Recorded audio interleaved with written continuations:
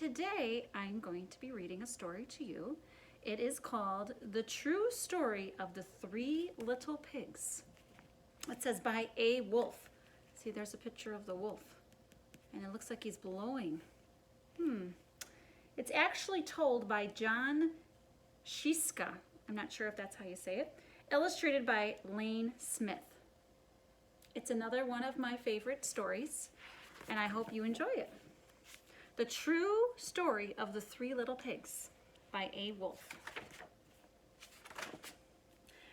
Everybody knows the story of the Three Little Pigs, or at least they think so. But I'll let you in on a little secret.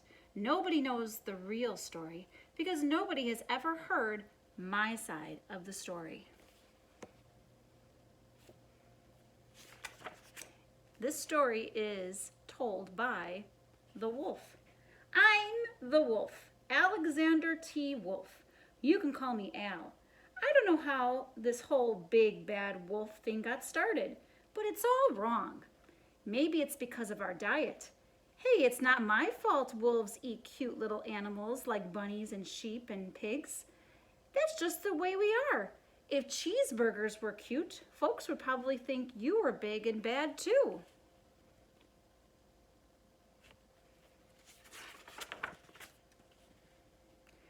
But like I was saying, the whole big bad wolf thing is all wrong. The real story is about a sneeze and a cup of sugar. This is the real story. Way back, once upon a time, I was making a birthday cake for my dear old granny. I had a terrible sneezing cold. I ran out of sugar.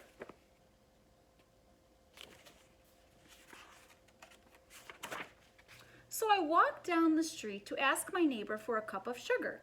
Now this neighbor was a pig, and he wasn't too bright either. He had built his whole house out of straw. Can you believe it? I mean, who in his right mind would build a house out of straw?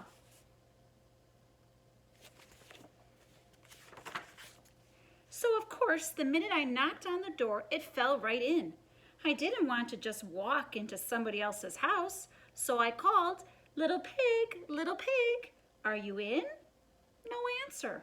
I was just about to go home without the cup of sugar for my dear old granny's birthday cake. That's when my nose started to itch. I felt a sneeze coming on. Well, I huffed and I snuffed.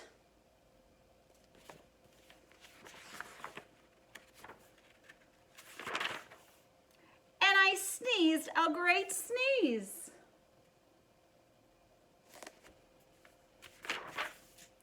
And you know what? That whole darn straw house fell right down.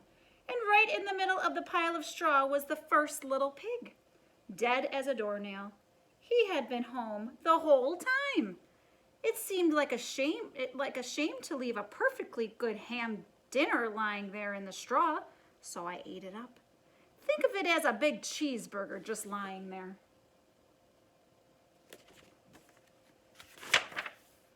I was feeling a little better, but I still didn't have my cup of sugar, so I went to the next neighbor's house. This neighbor was the first little pig's brother. He was a little smarter, but not much. He built his house out of sticks. I rang the bell on the stick house. Nobody answered. I called, Mr. Pig, are you in? He yelled back, Go away, wolf! You can't come in. I'm shaving the hairs on my chinny chin chin.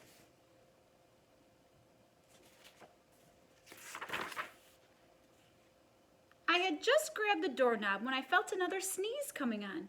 I huffed and I snuffed and I tried to cover my mouth, but I sneezed a great sneeze.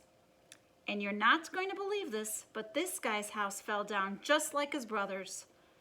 When the dust cleared, there was a second little pig dead as a doornail. Wolf's honor.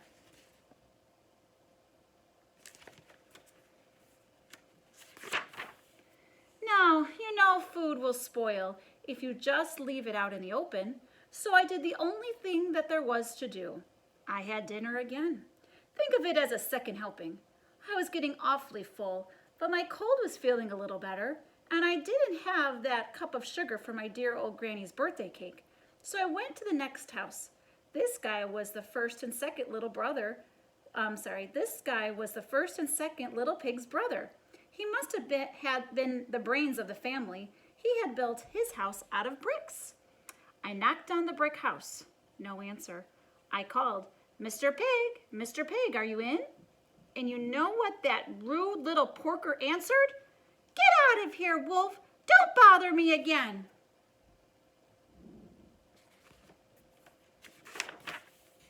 Talk about impolite.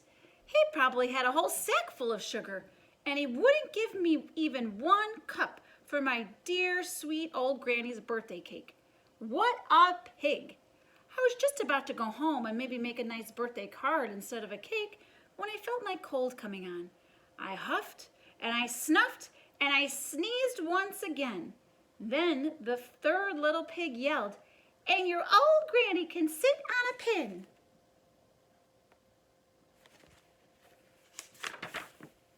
Now, I'm usually a pretty calm fellow, but when somebody talks about my granny like that, I go a little crazy. When the cops drove up, of course I was trying to break down this pig's door, and the whole time I was huffing and puffing and sneezing and making a real scene.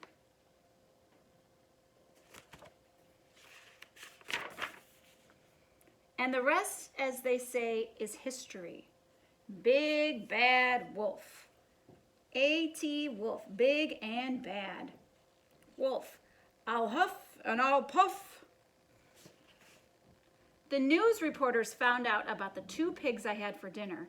They figured a sick guy going to borrow a cup of sugar didn't sound very exciting, so they jazzed up the story with all that huff and puff and blow your house down. And they made me the big bad wolf.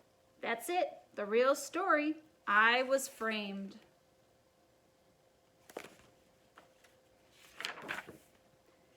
But maybe you could loan me a cup of sugar? So what did you think about that story? That was told by a wolf.